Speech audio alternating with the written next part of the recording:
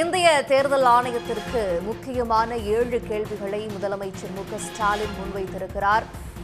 18 வயது நிறைவுற்ற எத்தனை இளம் வாக்காளர்கள் சேர்க்கப்பட்டனர் என்பதை சொல்லும் தரவுகள் ஏதேனும் இருக்கின்றதா? பிற மாநிலங்களில் சிறப்பு தீவிர திருத்தம் மேற்கொள்ளப்படும் போது நடைமுறை சிக்கல்களை தேர்தல் ஆணையம் கணக்கில் கொள்ளுமா?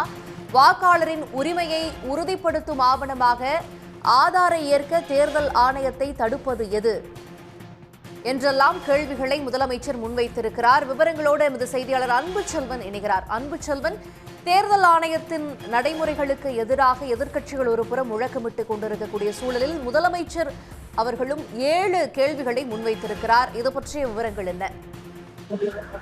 முக்கியமாக வாக்காளர் பட்டியல் முறைகேடு குறித்து விசாரணை நடத்த வலியுறுத்த கோரியும், அதேபோன்று பீகார் வாக்காளர் பட்டியலின் சிறப்பு திருத்தத்திற்கு எதிர்ப்பு தெரிவித்து தொடர்ந்து இந்தியா கூட்டணி போராட்டங்களை முன்னெடுத்துக் கொண்டிருக்கிறது.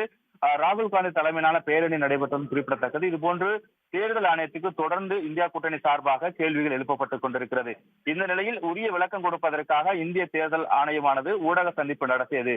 இருந்தாலும் இந்த ஊடக சந்திப்புக்கு பின்பாகவும் தற்போது கேள்விகள் எழுந்திருப்பதாக முதலமைச்சரும் திமுக தலைவருமான மு.க.ஸ்டாலின் தற்போது 7 கேள்விகளை எழுப்பியிருக்கிறார். அதிலும் குறிப்பாக சொல்ல வேண்டும் என்றால், வீடுதோறும் கணக்கெடுப்பு நடத்த கோரியும் எப்படி இத்தனை தகுதியான வாக்காளர்கள் நீக்கப்பட்டனர் என்ற கேள்வியை எழுப்பியிருக்கிறார். புதிய வாக்காளர்களுடைய பதிவு வழக்கத்திற்கு மாறாக குறைவாக உள்ளது என்றும், இந்த இளம் வாக்காளர்கள் கணக்கெடுக்கப்பட்டனாரா அல்லது தகுதிக்குரிய நாளில் 18 வயது நிறைவேற்ற எத்தனை இளம் வாக்காளர்கள் சேர்க்கப்பட்டனர் என்பதை சொல்லும் தரவுகள் ஏதேனும் இருக்கிறதா என்ற கேள்வியையும் முதலமைச்சர் எழுப்பியிருக்கிறார். மிக முக்கியமாக ரிஜிஸ்ட்ரேஷன் ஆஃப் எலக்ட்ரல் ரோல்ஸ் 1960 கீழ் கொடுக்கப்பட்டுள்ள விசாரணை மற்றும் 2 முறைகேடு நடைமுறைக்கான கால வரையறை எதிர்வரும் பீகார் மாநில தேர்தலில் பெருமளவில் வாக்காளர்களை விலக்கும் வாய்ப்புள்ளது. இந்த விவகாரத்தை தேர்தல் ஆணையம் எவ்வாறு தீர்க்கப் போகிறது என்ற கேள்வியையும் எழுப்பியிருக்கிறார்.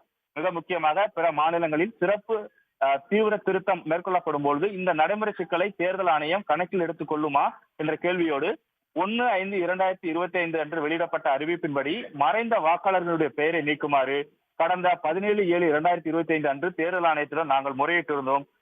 இது எப்போது நிறைவேற்றப்படும் என்ற கேள்வியையும் முதலமைச்சர் எழுப்பியிருக்கிறார். ஏனென்றால் வாக்காளர்களுடைய உரிமைகளை உறுதிப்படுத்தும் ஆவணமாக ஆதாரை ஏற்க தேர்தல் ஆணையத்தை தடுப்பது எது என்ற கேள்வியையும் முதலமைச்சர் முன்வைத்திருக்கிறார். நியாயமான தேர்தல்கள் என்பதே தேர்தல் ஆணையத்தின் இலக்காக இருக்குமானால் அது மேலும் வெளிப்படைத்தன்மையுடனும் வாக்காளருக்கு நெருக்கமாகவும் இருக்கலாமே என்ற ஒரு பரிந்துரையும் கூட முன்வைக்கக்கூடிய வகையில் முதலமைச்சரும் திமுக தலைவருமான மு.க.ஸ்டாலின் 7 கேள்விகளை தேர்தல் ஆணையத்திற்கு முன்வைக்கிறார். தொடர்ந்து இந்தியா கூட்டணியினர் இந்த வாக்காளர் பட்டியல் முறைகேடு தொடர்பாகவும் சிறப்பு திருத்தம் தொடர்பான கேள்விகளை எழுப்பிக்கொண்டு அடுத்தடுத்து வரக்கூடிய தேர்தலுக்கு எவ்வாறு செயல்பட போகிறது என்ற கேள்வி எழுப்பப்பட்டு வரக்கூடிய நிலையில் தான் முதலமைச்சரும் திமுக தலைவருமான மு.க.ஸ்டாலின் இந்தியா கூட்டணி எழுப்பிய கேள்விகளுக்கு விடையளிப்பதற்கு பதிலாக கூடுதலான கேள்விகள் எழுந்திருக்கிறது என்று கொண்டு தேர்தல் ஆணையத்திற்கு 7 கேள்விகளை முன்வைத்திருக்கிறார். விவரங்களுக்கு நன்றி அன்புச்செல்வன். உடனுக்குடன் செய்திகளை தெரிந்து கொள்ள சன் நியூஸ் பெல் ஐகானை கிளிக் பண்ணுங்க.